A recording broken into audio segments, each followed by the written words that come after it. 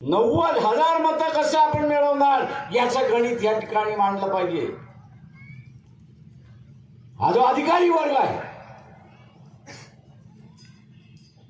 हे जजमेंट लागू करायला हे आत्ताच सरकार एकनाथ शिंदेचं सरकार आहे, त्याने एका रिटायर्ड जज पटना हायकोर्टातली कमिटी दिली, हे जजमेंट कसं लागू करा म्हणून सांगा। म्हणजे क्रीमी लेअर लागलं की आरक्षणाच्या यादीमधनं तुम्ही बाद झाला, तशी परिस्थिती आहे। मान्य आहे का तुम्हाला? आणि म्हणून माझं आव्हान आहे आपल्या सगळ्यांना की आपल्या कुटुंबातलं मत तर आपण मिळवलंच पाहिजे, पण त्याच्याच बरोबर आजूबाजूची 5 मतं आपण मिळवली पाहिजेत, हे लक्षात घ्या। मग आपण 90,000वरती जातो, हे लक्षात घ्या। आरक्षणाचा लढा आता रस्त्यावरती लढून चालणार नाही। हा क्रीमी लेअरचा लढा हा आता असणारा सभा संमेलन घेऊन लढत चालणार नाही। हा क्रीमी लेअरचा लढा लढायचा असेल तर विधानसभेतूनच लढू शकतो, हे आपण असणारा लक्षात घ्या। आणि विधानसभेच्या माध्यमातून लढायचं असेल तर काय लागतं? काय लागतं? काय लागतं? आमदार असल्याशिवाय हा लढा होऊ शकणार नाही, हे लक्षात घ्या। उद्याच्या निवडणुकीच्या नंतर 25-40 आपले आमदार निवडून आले तर आपल्याशिवाय सरकार होत नाही, एवढं लक्षात घ्या। आपल्याशिवाय सरकार होत नाही। आणि ज्याला कोणाला सरकार करायचं आहे, ज्याला कोणाला आपल्याला सरकार करायचं आहे, त्याला आपल्याकडे यावं लागेल। आल्यानंतर त्याला आपण सांगू की हा सुप्रीम कोर्टाचा रद्दाचा ठराव विधानसभेमध्ये मांडणार असेल तर आम्ही तुझ्या बरोबर आहोत, सरकार तू कर, आम्हाला आमचे अधिकार साबित करायचे। आणि म्हणून मित्रो, आज आमदारांची गरज आहे। आणि म्हणून मग अशी म्हणा की कुटुंबातली मतं तर आहेत, नातेवाईकांची मतं आहेत, पण शेजारी पाजाऱ्याची सुद्धा मतं ही आपल्या उमेदवाराला मिळाली पाहिजेत, याची आखणी आपण असणारा त्या ठिकाणी केली पाहिजे, ते लक्षात घ्या।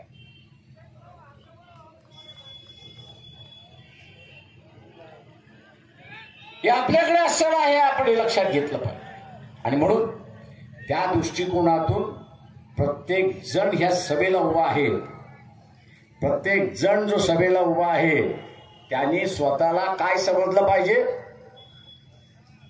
त्याने स्वतःला काय समजलं पाहिजे?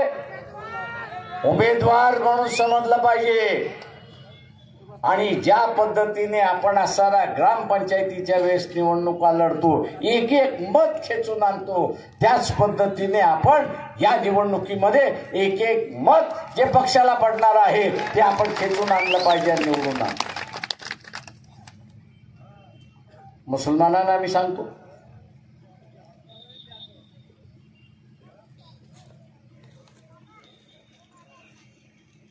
निपुण शर्मा या महिला आपल्याला माहित असतील। मोहम्मद पैगंबरांच्या बद्दल काय तिने वक्तव्य केलं होतं याची आपल्याला जाणीव। तिच्या विरोधात कारवाई व्हावी म्हणून असणारा अनेक जण आणि अनेक संघटना कोर्टात गेले, मोर्चे काढले, आंदोलन केलं, सगळं केलं, पण काँग्रेस पक्षाने ते आंदोलन केलं का? तर नाही केलं। आज या मुस्लिम समाजाला विचार, उठल्या बसल्या आपण असणारा अल्लाचं नाव, उठल्या बसल्या आपण प्रेषिताचं नाव, आणि आज याच मोहम्मद पैगंबरांना उलट सुलट बोलण्याचा अधिकार संविधानाने दिलेला नाही, संविधानाने दिलेला नाही, पण इथल्या सरकार करवतं हे आपण असणारा लक्षात.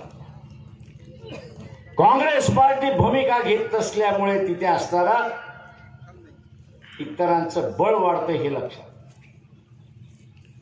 वंचित बहुजन आघाडीने काय केलं? निपुण शर्मा सारख्या महिलाने ज्यावेळेस मोहम्मद पैगंबराबद्दल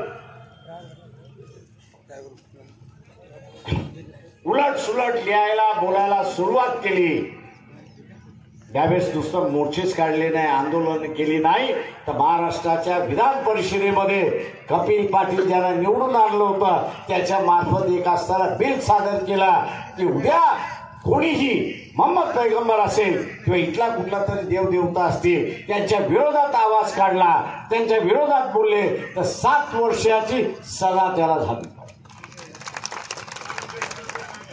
मी मुसलमानांना विचारतो, आम्ही तर सत्तेमध्ये नाही, हे बिल विधानसभेमध्ये पडलेलं आहे. राष्ट्रवादी आल्याने विचारतो, हे बिल विधान परिषदेमध्ये पडलेलं आहे, त्याचा कानूनी कायदा का नाही केला? मागच्या लोकसभेमध्ये मुसलमानाने भरभरून मतं दिली.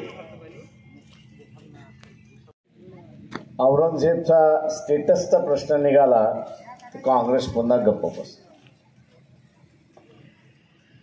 सगळे बसून घ्या, सगळे बसून घ्या.